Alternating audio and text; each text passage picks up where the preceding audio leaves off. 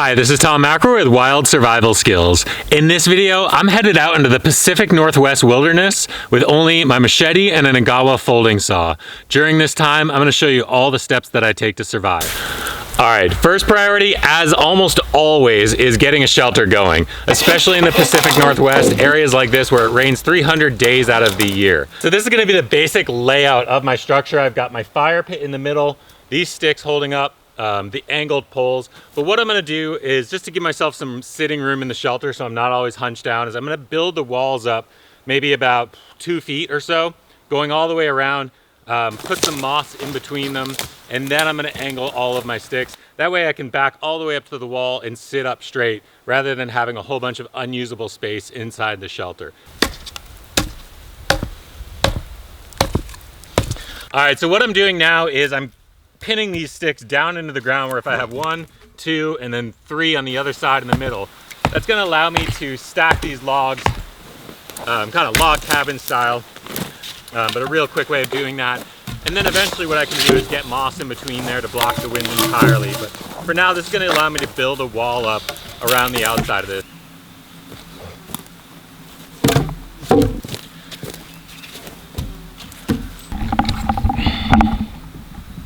All right, it's amazing how much faster things are with that saw. It's been about 2.5 hours, and I've already got, the base layer. I've got my fire pit structure to hold the conical roof, and now all I need to do is get long poles, put them all on, and then insulate the heck out of this with some moss. Bleep. Okay, so my next step right now is to cover this over. I'm gonna grab a lot of hemlock boughs. I need to put moss on there, but before I do that, I'd like to make a webbing of the hemlock boughs just to make sure nothing falls through. All right, so I've got my foundation done, I've got the poles up, I've got the boughs on top. Now the most important part is just for the rest of the day, all I'm gonna do is collect moss to insulate this thing. If I can go to bed tonight and be blocked for the wind, somewhat warm and definitely dry, then this shelter has done its job. But for now, the name of the game is just every time I go anywhere and see a patch of moss, it has to go on top of the shelter. Luckily, all around here, there's these huge patches of moss.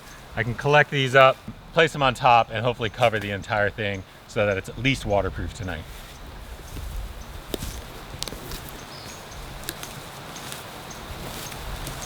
All right, while I did this, I did also have a bear pass by.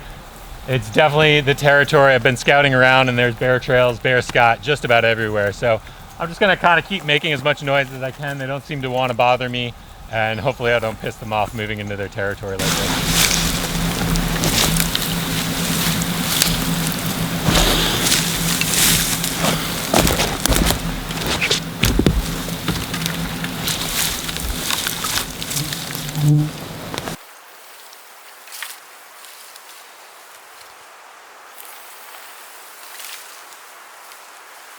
All right, so I've got a roof over my head. Next priority is getting a fire. Fortunately for me, it hasn't rained for a few days out here, so things are a little bit drier than they might be, but in this type of humid environment, things are never fully dry.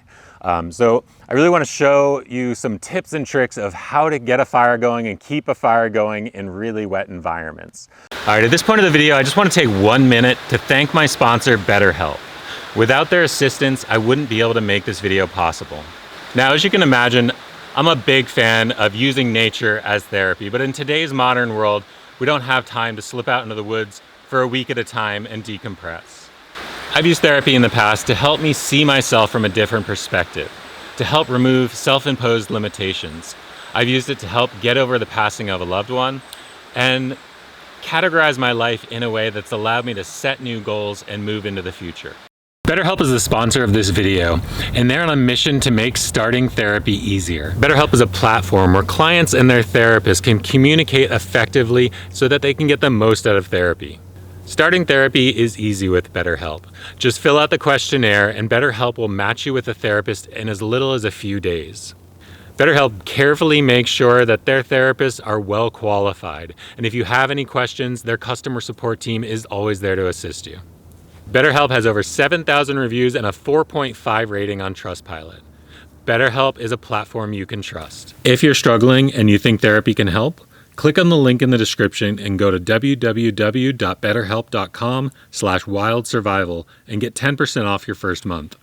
First up, I'm gonna make a bow drill. It's never my favorite because it's got all these moving pieces. They all have to work really well together, whereas a hand drill is just 2 sticks. But bow drill is the thing that works best in wet environments. The trick with bow drill a lot of times is finding that cord. And I've been looking around knowing that stinging nettle is in this area, hoping I can make something out of that, but I can't find anything. So instead of using that, I'm gonna go into the ground and use spruce rootlets or hemlock rootlets and try to find a perfectly straight one that I can make a decent enough cord to get a bow drill fire with. All right, so after a lot of looking around, I finally found that perfect bow drill cord made out of a rootlet. This is a rootlet right here, and I've got a solid 3-foot section with almost no branches, just tiny little wispy ones on it. And so what I can do is use this, peel off the bark, and then I'm just gonna make it more malleable by twisting and get this thing as supple as possible. So it's gonna make a great bow drill cord. Okay, on this rotten log, you can see that there's a fungus growing off on this, a shelf fungus, a polypore. And I've tried it before in perfect conditions and it's worked really, really well. So I found a dry one on the bottom of this log. And I'm gonna try this instead of using a normal fireboard. I'm actually gonna try this as my fireboard because when it's dry, it works incredibly well. So keeping an eye out for things like artist conch. It's really, really dry. Works really well for a fireboard. So probably gonna put this out in the sun, make sure it's super dry before I use it, but it feels pretty good. So we'll give this thing a shot and make a little fireboard out of that. So all I need now is the spindle, which hopefully I can find out of one of these cedar trees. So I am out in the middle of a cedar forest here because I've really liked cedar in wet conditions. It tends to do really well. I've soaked cedar spindles in puddles for 10, 15 minutes, pulled them out, and they worked great. And so hopefully I can find a perfectly dry branch of cedar here, 8 inches long, about broom handle thickness, and that's gonna be the perfect spindle. I'm also gonna be keeping an eye out for tinder because the inner cambium bark of a cedar tree makes incredible tinder. Everything is completely soaked. If I can't find a good branch, I'm gonna have to hack my way into a large piece of wood and hope that the inside is actually pretty dry, but I'm gonna keep looking. Hopefully I'll come across something that is just dry on its own and I won't have to do that much carving.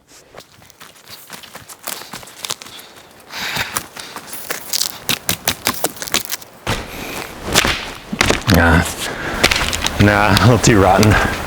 I mean, maybe. Definitely rot on the outside, but it feels like just inside of that, it's actually pretty dry. Let me just see if it's rotten all the way through. Yeah, that feels pretty rotten. I generally tend to put things to my lips to see how dry they are. You can just kind of feel moisture with your lips a lot better than you can with anything else. If it's cooler than the ambient air temperature, generally that means it's got moisture in it. That's not bad. Yeah, I think this is gonna get away with this. I'm gonna collect a whole bunch. I love, having a ton of options in case one's just not working. You've got the next one right next to you ready to switch out. I generally make a couple bows for the bow drill with the cord ready to go because at the last second that cord breaks, it's really nice to just have one pre-made and things haven't even cooled before you start over. So yeah, all in all, carving down, this actually feels pretty good. It might be a little rotten. It feels all right. I think this is gonna work. So I'm gonna run around, see what else I can collect, but I think this is gonna work decently well. Now I'm just looking for dry tinder, which in the Pacific Northwest is always an issue. And so I'm just kind of going around being as picky as I can.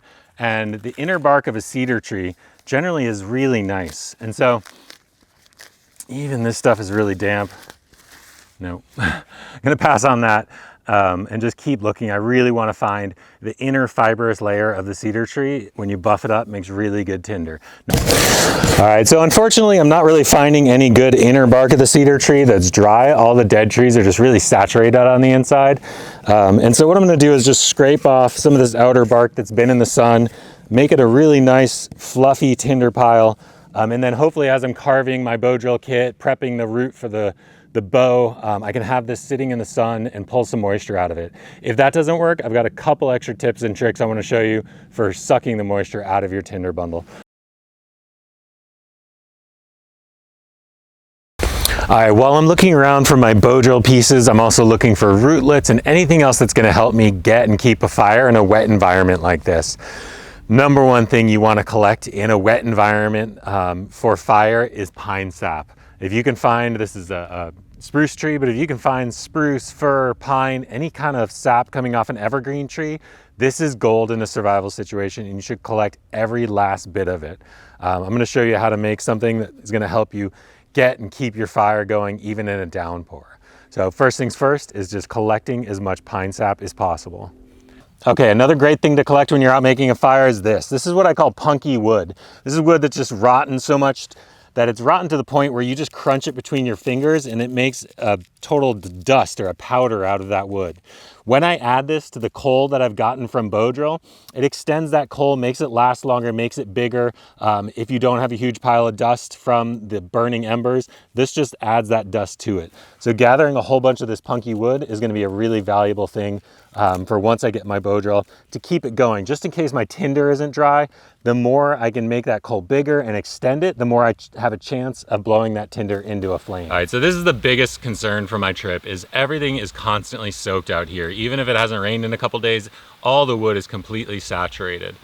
And so getting a fire going here can be trickier. So I want to show you what I'm doing now is I'm prepping what I call a fire brick.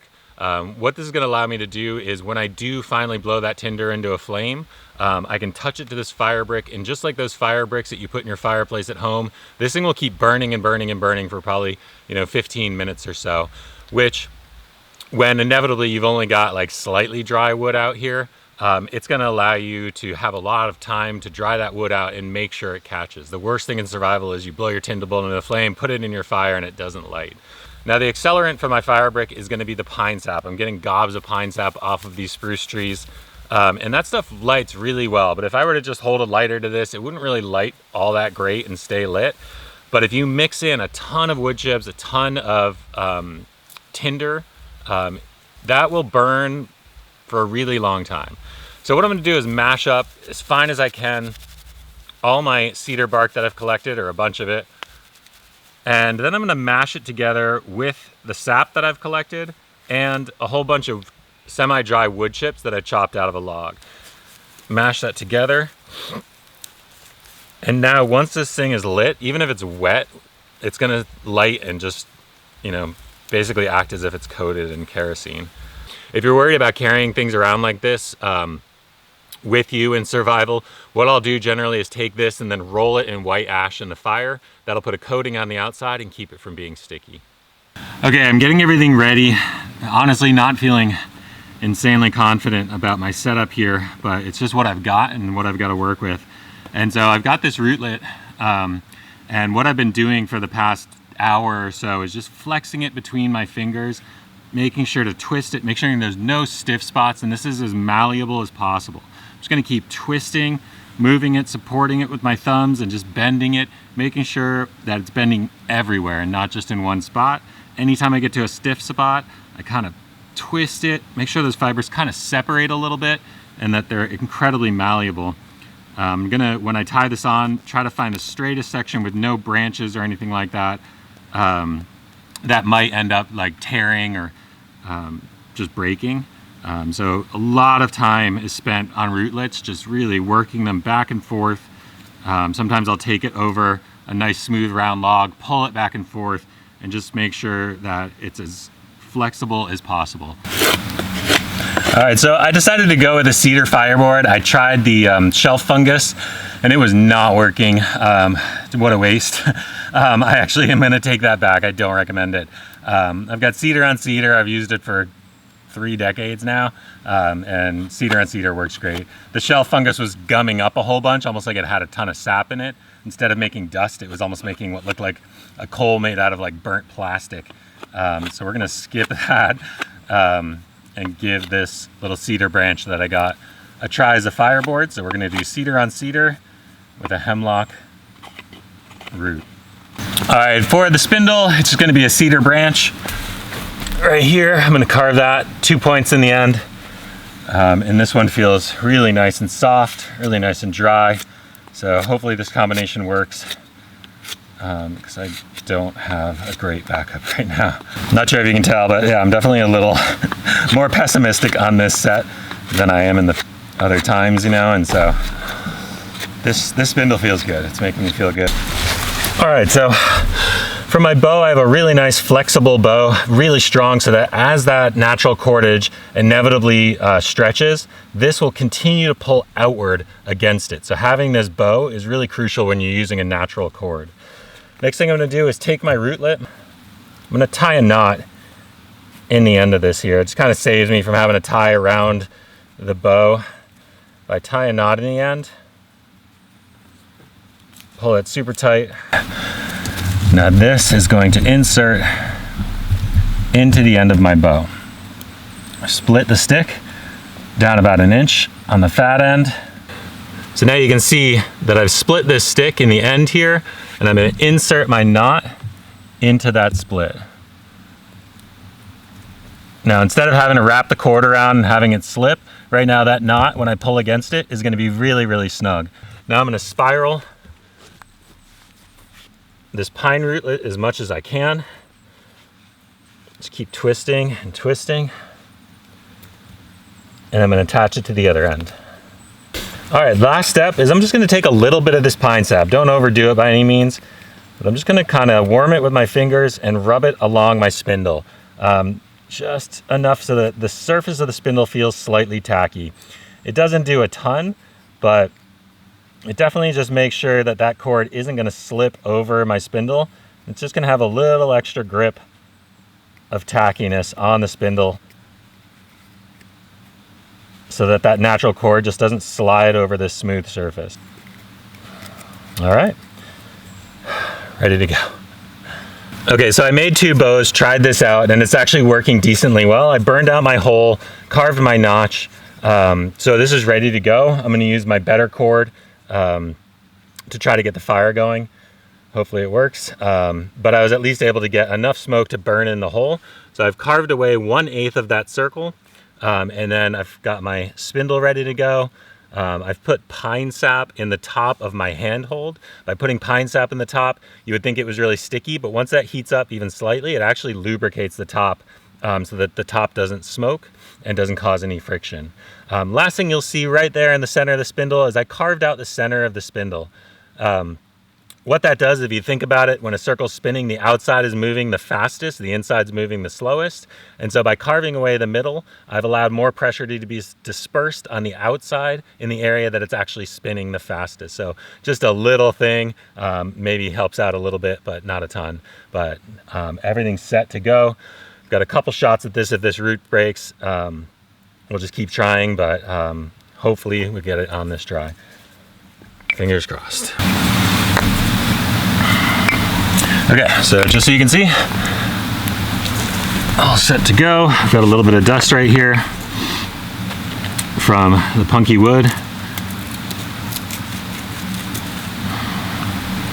So basically just taking this wood like so, crunching it in between my fingers and making a very fine dust out of that can go in there. Okay, so there's that. I'm going to bend the bow so I don't stress the rope too much. Hopefully this is going to hold up just long enough to get a fire. I'm going to start super slow, make sure my cord is looking good and everything's working well together.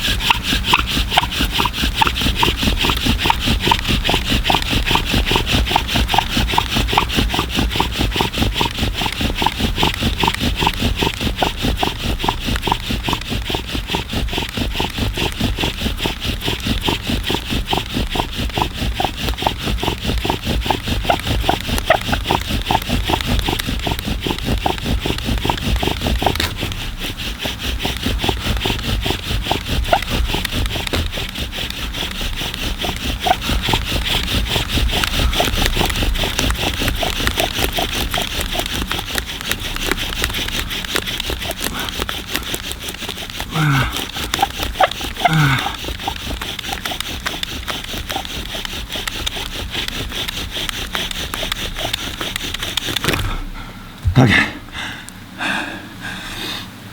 Oh, I have a coal. Okay. So, you can see here, it's burning really well. Oh, look at this. It was just about to break. I was trying to rely on just like move it over. So I was only using the parts that weren't breaking. But there we go. Super nice coal. Okay. Now what I'm gonna do is take this punky wood and just surround that coal. Let that coal grow. There's no huge rush. It's not windy, it's not raining. What I wanna do is make sure that coal just gets bigger and bigger before I even put it in my tinder bundle. Okay, so just powdering up all this dust. Should make it a little finer. And now it's gonna grow into that powdered punky wood just to make sure that it has no chance to go out. There we go.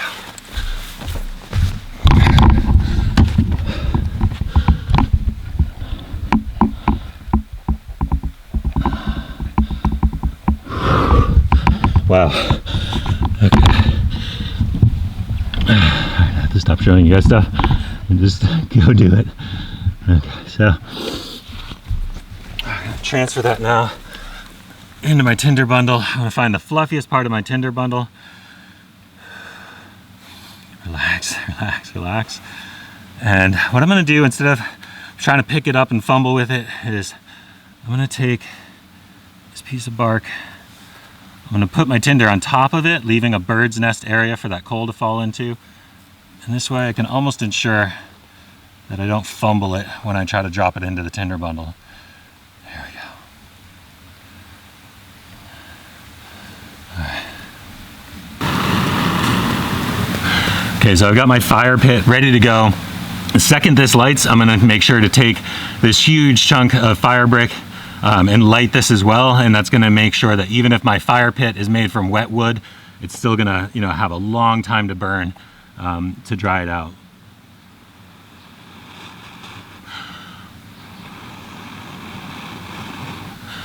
There we go. Such a good feeling. Oh man. Okay, I was not very confident. This thing started shredding like crazy. But it worked. Hemlock root, clearly not great, which is, you can tell why I was a little bit nervous about this. But this is paying off huge. Okay, so now that this is lit, I'm gonna walk right over to my fire pit in 2 seconds, but I wanna just show you. Just gonna warm up this sap. The second this thing lights, it's gonna go forever.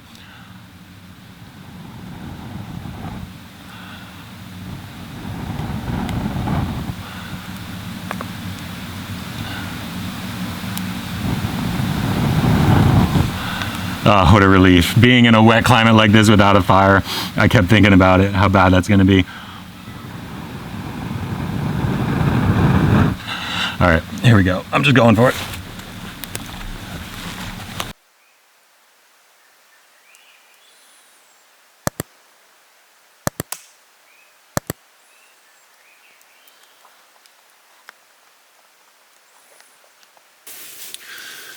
All right, I am toasty warm inside my hut. I'm so happy with how fast this thing came together. I really honestly didn't expect it to be this good this quick. There's just tons of materials out there. The straight poles of alder just standing dead everywhere. The boughs of the hemlock, and then the moss. Like, I was thinking it was gonna take me half a day to collect enough moss to even cover this a little bit, and it probably took 2 hours, 3 hours. So yeah, doing really good so far. Got the fire, got the shelter, and that's my goal for today, which is great. So, I'm gonna call it quits for today and wrap it up and see what we can get up to tomorrow.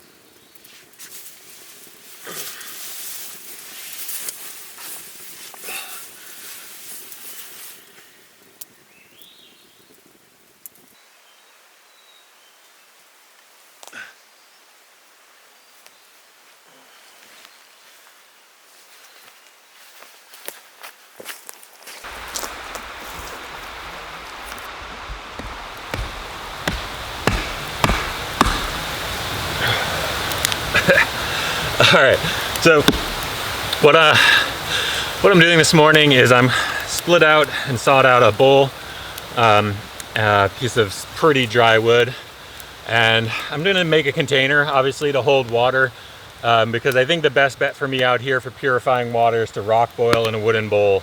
And so instead of obviously carving this out with a knife, what I'm doing is building up the fire with as much hardwood as possible to get some really, really strong coals. I'm gonna place them on top of this piece of wood and burn my way down into it.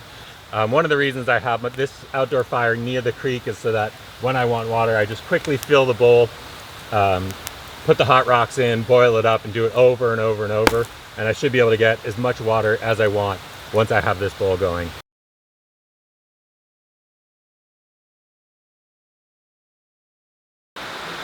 I've been noticing these squirrels running around down here, running around the logs, and it's made me think that I should give it a go to set a snare. I'm probably not going to set 10, which is generally my rule. If you want to get one animal with a primitive trap, you set 10 traps. But I'm going to give it a go with at least one, and hopefully that works. But right now I'm making the rope for that. And so I've stripped out the inner bark of the cedar tree to make a long rope. I need about 6 feet for one and maybe a foot for the other piece of rope.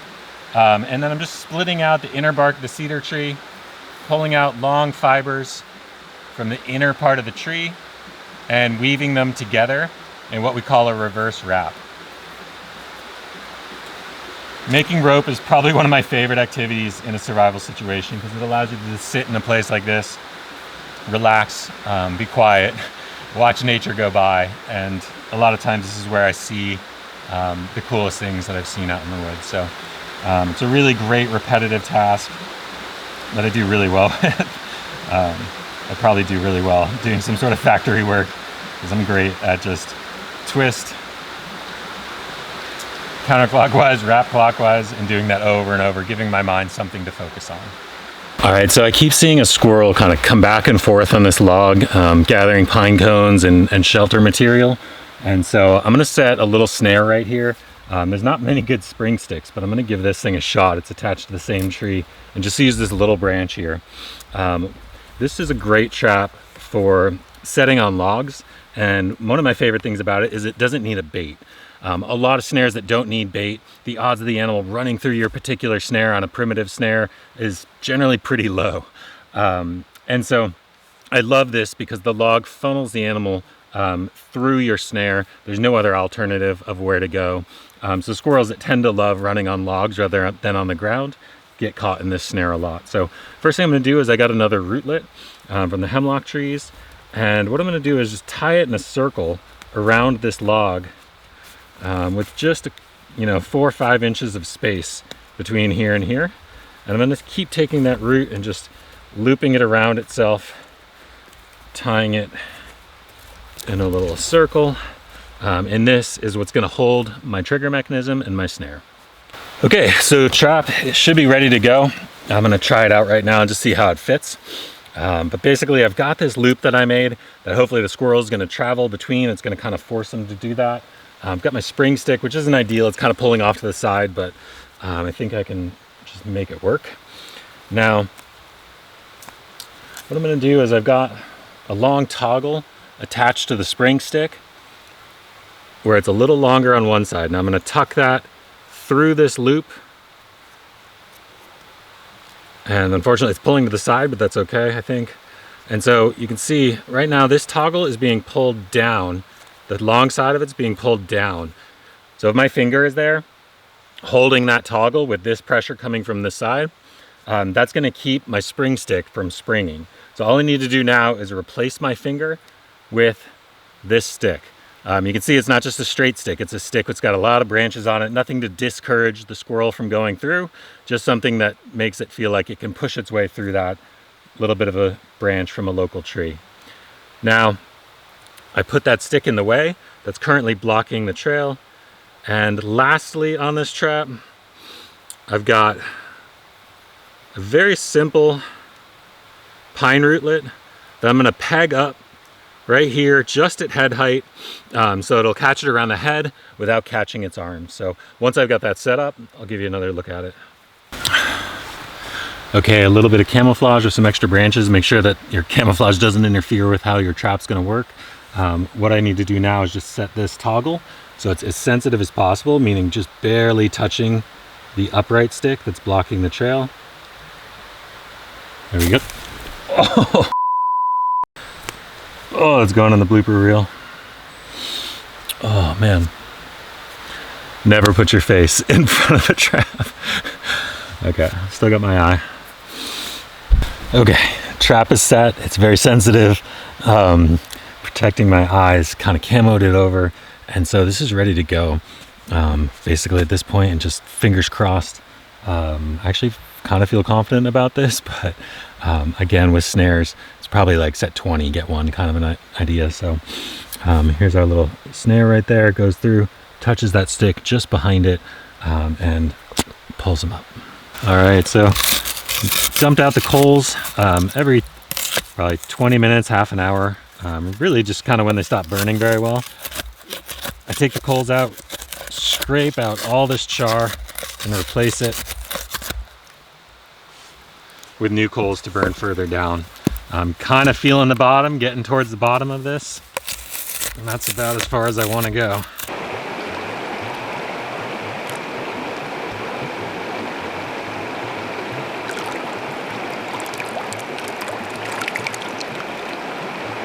Very much looking forward to this. The berries have been doing okay, but it's definitely not enough, and you can hear it, my voice is kind of dry. So really wanting this water. Obviously I can't just go to the creek. It's got giardia, cryptosporidium, all sorts of stuff in it. And so what I need to do is boil that water, and I need to get it above 170 degrees Fahrenheit. A lot of people say boil water for 10 minutes. Boiling is at 212.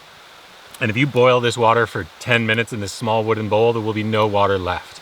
And so it's important to know that 99.9% of bacteria are gonna die at about 170 degrees Fahrenheit, which means if you were to stick your finger in there and it was too hot to put in there, that would be enough that it had already killed the bacteria. And the reason I say that is in survival, you wanna not just burn it all off to steam and have nothing left. So, you know, think about chicken at home. You don't cook it to 212 degrees, you cook it to about 160. And so if you can eat raw chicken, you can definitely drink some water out of a creek. Now, obviously this is a wooden bowl. I can't just take that, put it on the fire to heat the water. So what I've done is put rocks in the fire, heated them up so that they're red hot. They've probably been in there for a solid hour, and they're actually glowing red right now, which is super cool. If it was at night, you could probably see it. But got this glowing red rock. I'll just quickly dust it off, but the ash doesn't hurt. Put it in there, it's gonna transfer the heat and start to boil this water. Okay, you can hear it just going crazy.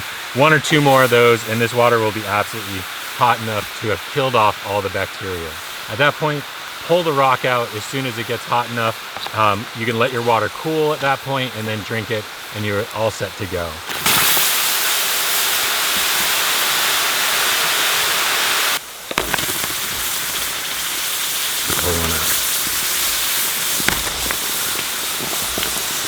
Okay, the second you get it hot enough, get those rocks out because you're just basically boiling off too much water. At this point, I can let this cool and know that all the bacteria is dead in it. It's not like the bacteria jumps in when it's cool. I can either slurp it up like this, like hot tea water, or, yeah, definitely too hot to drink. Let this cool down, and then I can just do it over and over and over all night long. I'll just have a pile of rocks in my fire ready to go so that the second I drink this, I can just get another, do it over and over and over, and easily get all the water I need for this trip.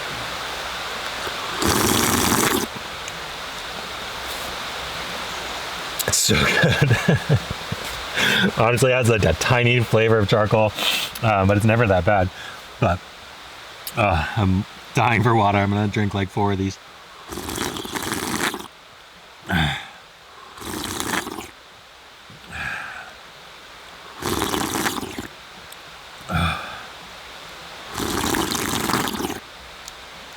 It's getting hotter at the bottom.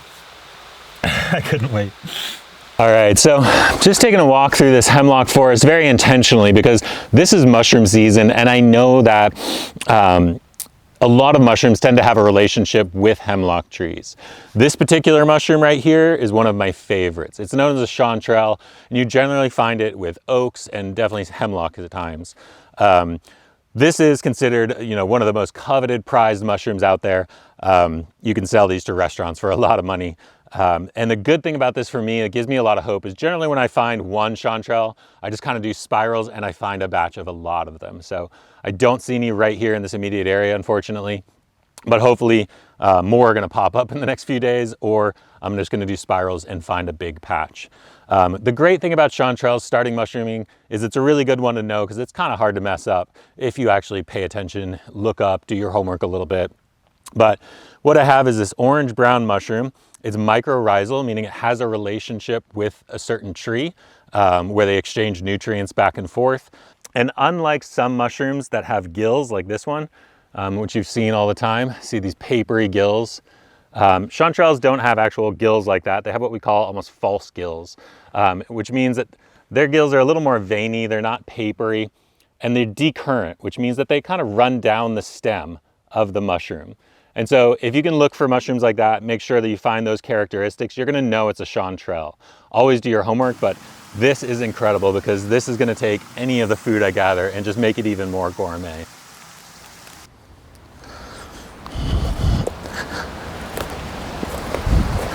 All right, doing great with the chanterelles. I've got a ton here. This definitely highlights one of the most underrated parts of a survival situation. In the first few days, you do so much collecting that a basket is almost absolutely necessary. So time to weave a basket. All right, still making rope. I'm not even sure for what at this point, but something to do. And it's just always good to have. Normally I'll just tie a ton of rope on my forearm so that when I need it, I've got it. But it's also just something to do right now. But another amazing day. Looking forward to crawling in my shelter pretty soon and staying warm, taking a nice nap. Maybe come back out later and watch the stars for a little bit. But I mean, this is the point in survival where you just kind of start realizing how simple life is. You just kick back, realize that there's 4 things on this planet that you need, and you've just checked off 3 of them. So at this point, it is just food, food, food. All I really need to do is keep putting calories in my system. I'm trying to improve my situation, maybe make my shelter even better, more insulated, maybe make, something to improve my bedding. But all in all, this is pretty awesome. I'm eating decently well. I've got tons of water. And now it's just all about unlocking the secrets of this place and figuring it out so that if I wanted to, I could stay out here as long as possible. All right, so like any survival situation, you end up collecting so many different things. You've got your chanterelles and your berries and your bow drill pieces, cordage material. You end up kind of running through the woods trying to hold it all together. So definitely in the first few days of a survival situation, I try to make a basket. It just makes collecting so much easier.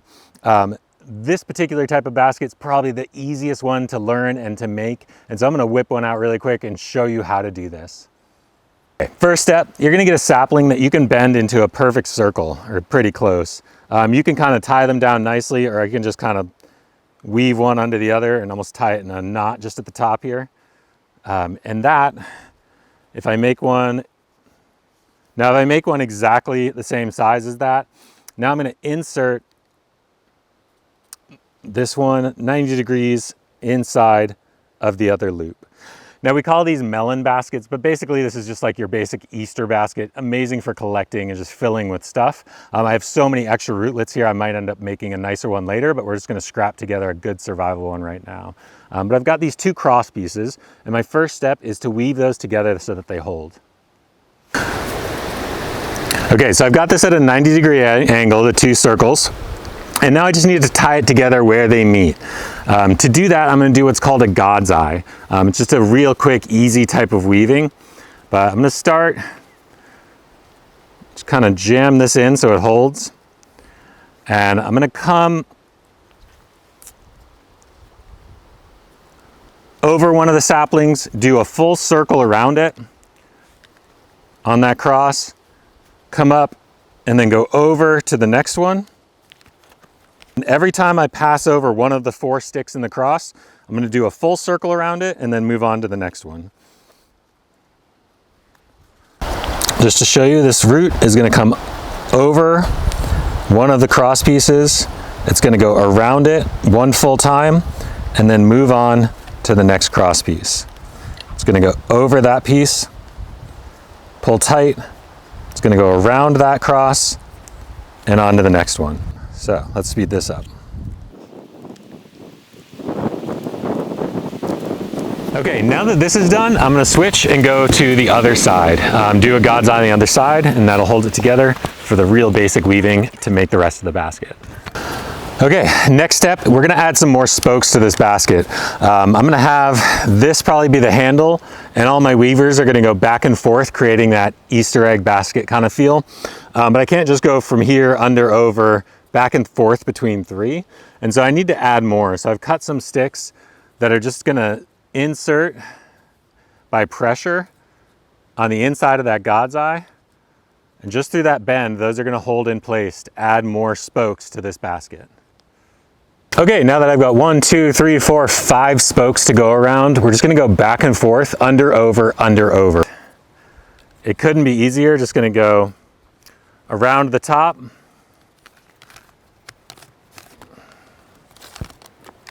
over the next one in line,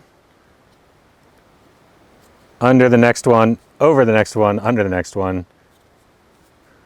Okay, so when I get around the top, I'm going to spin around in almost a full circle, and then I'm going to come under the next spoke in line, over the next one, under the next, over the next. Teaching basket making in on camera is basically me saying over under a lot, but that's the basic gist of this basket. The only thing I should show you is you're going around the rim and then back down, around the rim on the other side and back through. Everything else is over, under, over, under. So we're just going to speed this up really quick for you to save you some time of me saying over, under 300 times.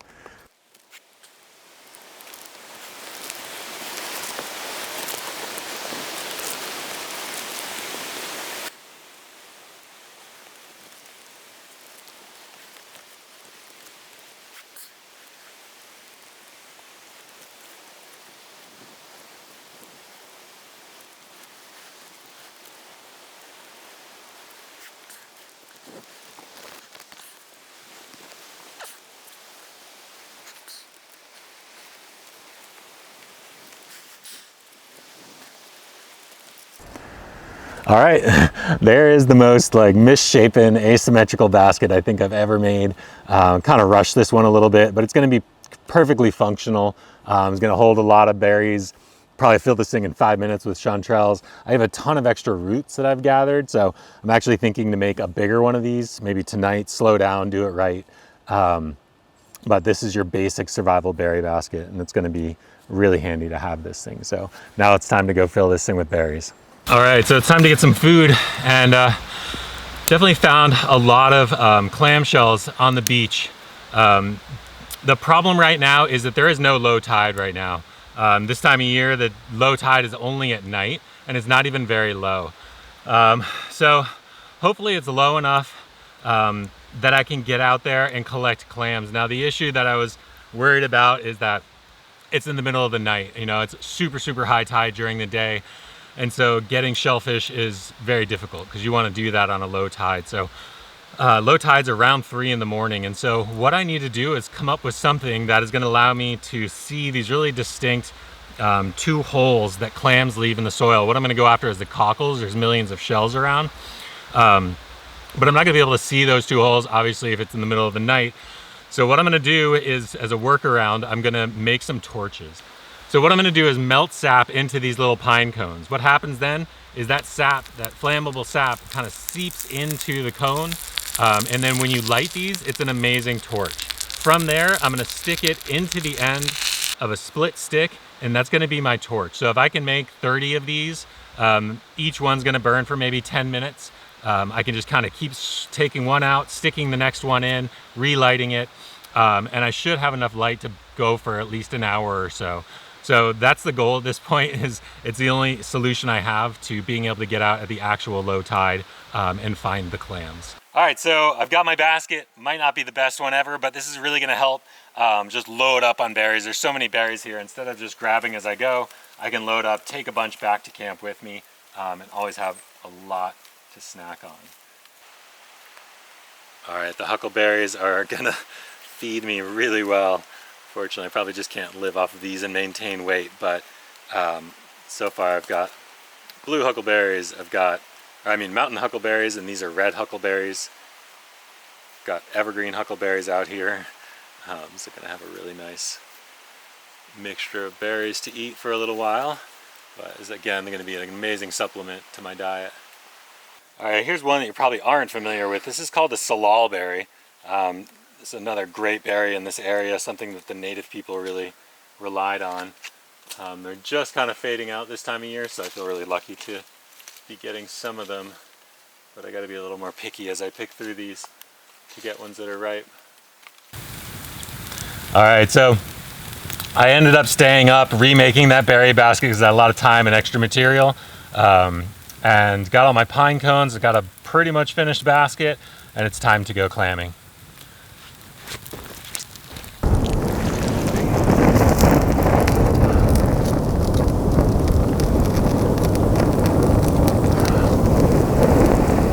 Every time a pine cones runs out, I just swap one, light it with the other one, and I'm ready to go.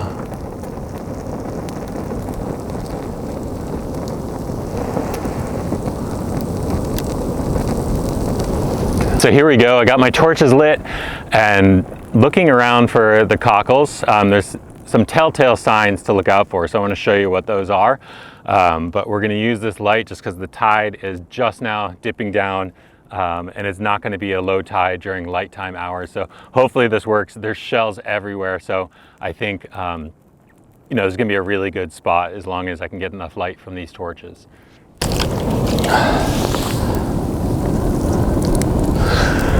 Probably my best bet is to take off these boots because when you're walking over, you can actually feel the shells just under the surface. I'm going for cockles in this spot because compared to a lot of other clams, they're just at the surface. They're just, half an inch down, which is really going to help to find these and not have to dig a foot into the ground to get them.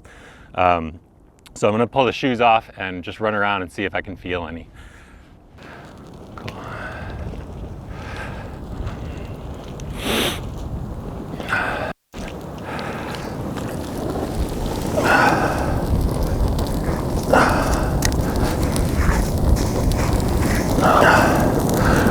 Got one.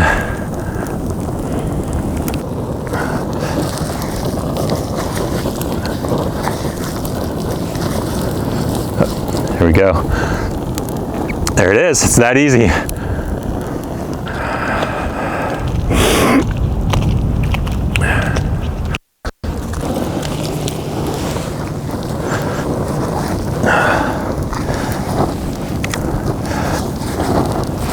All right, I don't know if you can see this, but there's a live one right here. It doesn't get any easier than that. I don't even need to dig.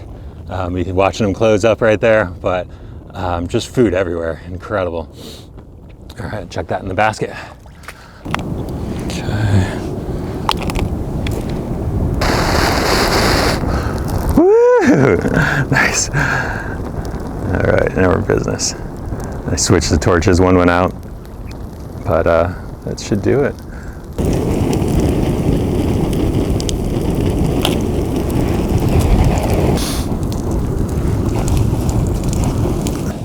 All right, so you see these two holes here, one intake, one outtake. That's what we're looking for. Give it a shot. Yep, there he is. There we go.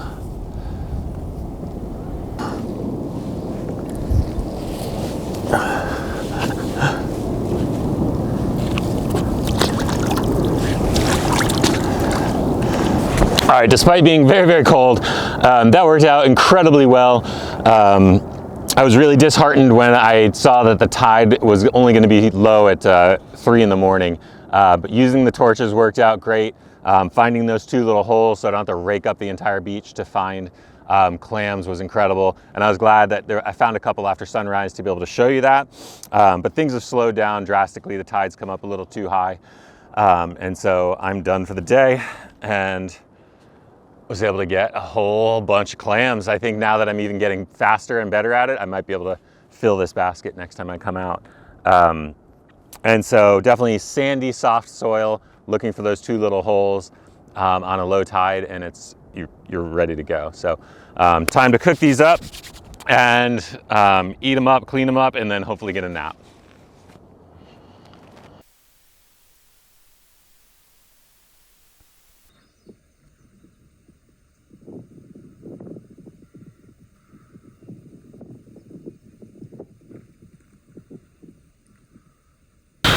Okay, so you might think you want to open the clam from where the clamshell opens, but when the clam's in there and it's alive, they actually slam them shut. So I found it's better to go to the base. And what I'm going to do is place my machete here, my parang, and just give it a whack on the back end. Split them open. And there you go. Perfectly, really good clam.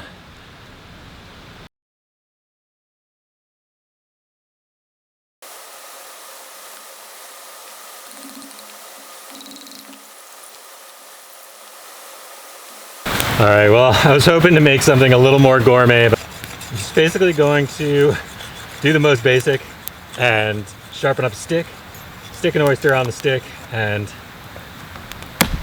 cook it like a marshmallow.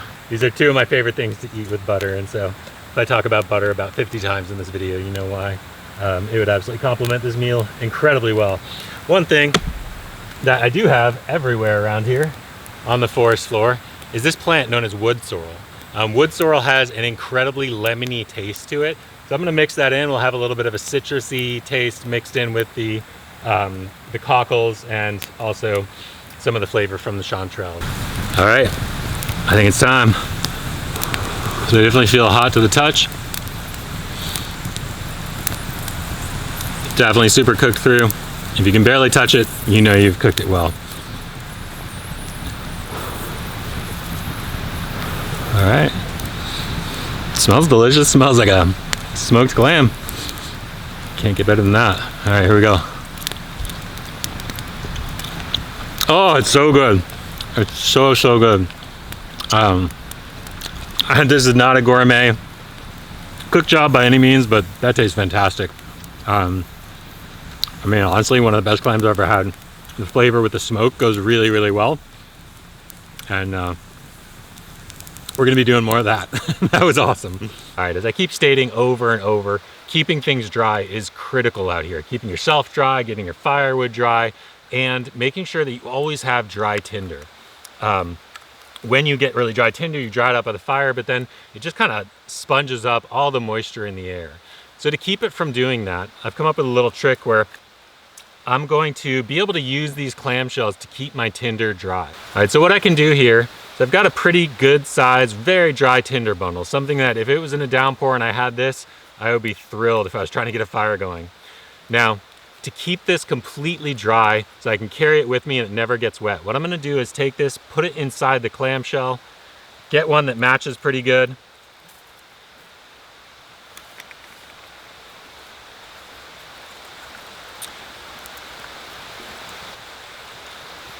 Jam it in there, and now what I'm gonna do is pine sap the seam completely shut. What this does is makes your tinder completely waterproof. I've taken these before, dropped them in pitchers of water, pulled them out later, and they were bone dry. So pine sap pitching over the top makes you your primitive Tupperware container for keeping your tinder completely dry.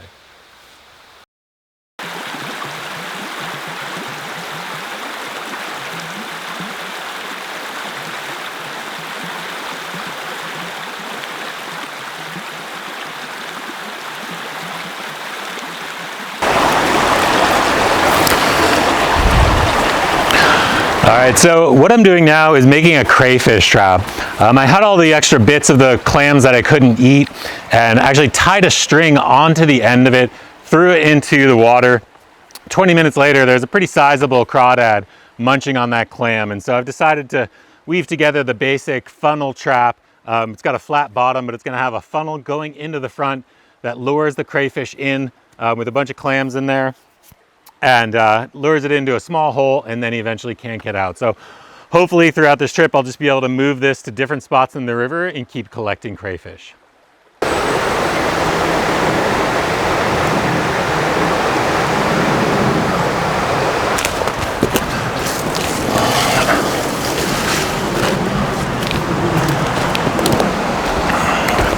On this. Here we go.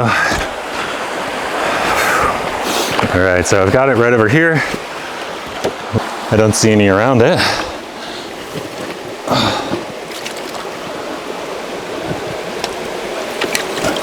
I got one, 2, 3, 4. There's this tiny, it's almost like a little fish head in there. Here, check this out. Woo! I'm so stoked. Look at this. Yeah. This is the clam shell I put in there. There's a bunch of the clam hanging from strings too. Holy cow. There's a fish in there too. So cool. Got a tiny one. I'm surprised he didn't get out. I got 1, 2, 3. Look at this seed. 4. There's a whole bunch in there. I got 2 fish. This fish, check this guy out. Looks like they chewed him apart inside the trap that this fish got in there, and then the crawdads ate him away. Wow, look at that. Nice. All right, so I gotta keep these guys from getting away. All right, so doing good. Hopefully nobody's getting away. I really need to finish this basket, but got a whole bunch of crawfish in there. It's not the hugest meal, but that's a great breakfast. And the great thing about this is this trap is going to continually produce. If I use up this little eddy here, I can move it down the stream and get the next batch and the next batch. And pretty much once you get this going in survival, you know that you're doing pretty good because you can reproduce food over and over and over. So this is awesome. I'm so stoked. And we'll chuck that back in for sure. Maybe use some of these little fish as more bait, since obviously they seem to like them. So I use the carcass of that one fish for more bait. And I'm gonna now get the fire going, put some rocks in, boil up some water. I'm gonna have some crawdads today. Okay, so that went incredibly well. I couldn't be happier with this. This is a point in a survival situation where I actually can kind of relax, where I know I can throw this back in the water and keep producing, move it to different holes. And I should just be able to get a ton of crayfish. I've got some hot rocks cooking in the fire right now, water in my wooden bowl. I'm gonna boil this really, really strong, throw the crayfish in there, and have a great meal.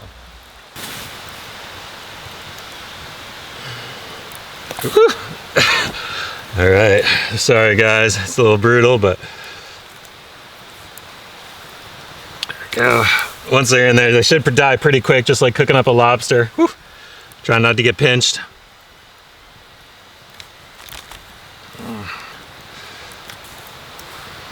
Okay. I want to make sure this water stays hot, so swap out a rock. But yeah, they are dying super quick, which is great. No need to make them suffer. There we go.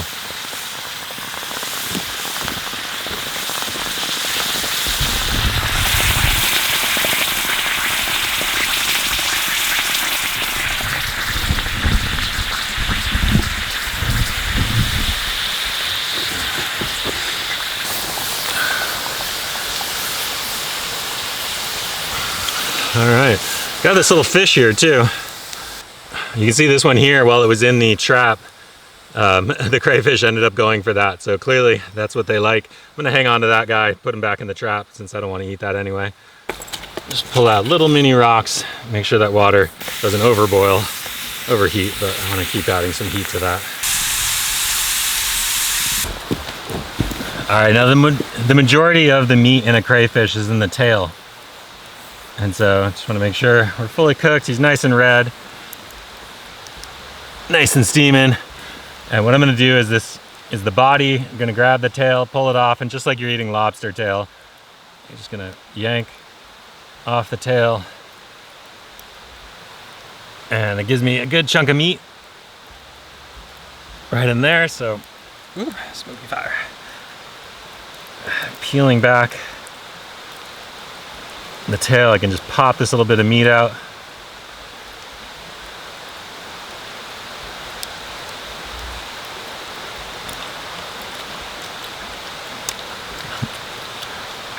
I mean, it doesn't get better than that. This is just having little bits of lobster, basically. It tastes so freaking good. It's I don't have any butter, but it has a nice little buttery taste to it. So couldn't be happier with that. There's still, tiny bits of meat in the claw, so I'll probably break those off and suck out the best of everything I can from this. All right. As my friend Joe used to say, happiness is a pile of bones. I'm gonna say happiness is a pile of crawdad corpse. This is great. So I'm gonna load this back up, maybe even throw the crawdad bodies back in there, but some more clam pieces is going in there, chucking it back into the river. And hopefully this is just gonna be a regular meal because that was fantastic. All right, so it's my last day out here and I finally decided to walk out of the inlet, just spend the energy to see the open ocean and see what I could get out here. I was really hoping for this trip to be a little more ocean-based, but with the constant high tide, I just really haven't been able to forage as much from the ocean as I wanted to. One of the things I really want to get are crabs, but they're a little too far out at this point for me to be able to wade out and get. And so what I've done is create a little crab snare basket. So you can see this here. I've basically taken some spruce rootlets, wove them into a little basket, pinched it at the top with the cedar cord, and what I'm gonna do is jam a whole bunch of those little fish I got when I was going for the crayfish, some rotten clams, whatever else I can fit in there, as well as a couple rocks, so I can just take this thing, wing it out into the ocean. And I found some stinging nettle fiber finally and was able to make some little cords, so I'm gonna make some snares coming off of this. So when the crab is munching on it, hopefully I'll be able to catch his claw, and when I start pulling in, it'll take him in with it. 4 snares, I got about 20 feet of line and bulk help for cord. That's it, let's go.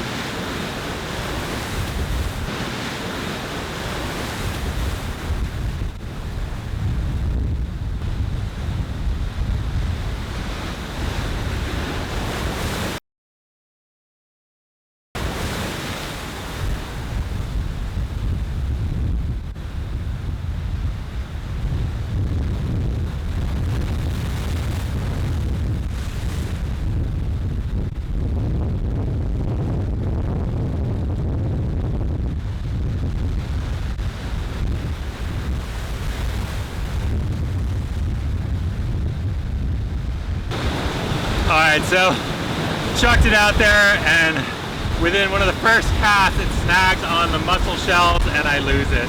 I'm so bummed. Not necessarily because it took that much work, but because I really think it was going to work.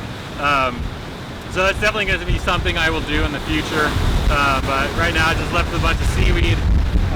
Unfortunately, leaving tomorrow, so all I have to do now is really get into these tide pools. There's definitely some littler crabs running around. I'm going to try to grab some of those, at least so I can have some sort of dinner.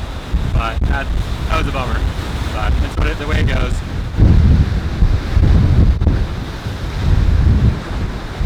Woo! All right. It's not exactly what I was aiming for, but he's doing good. It's definitely a keeper for a little meal. And another one. Woo!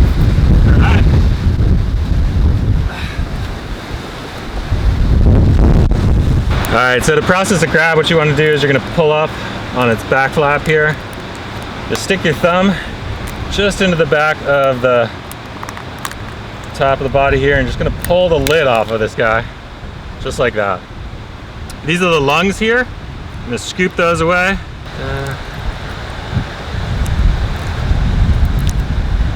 Scoop out the middle.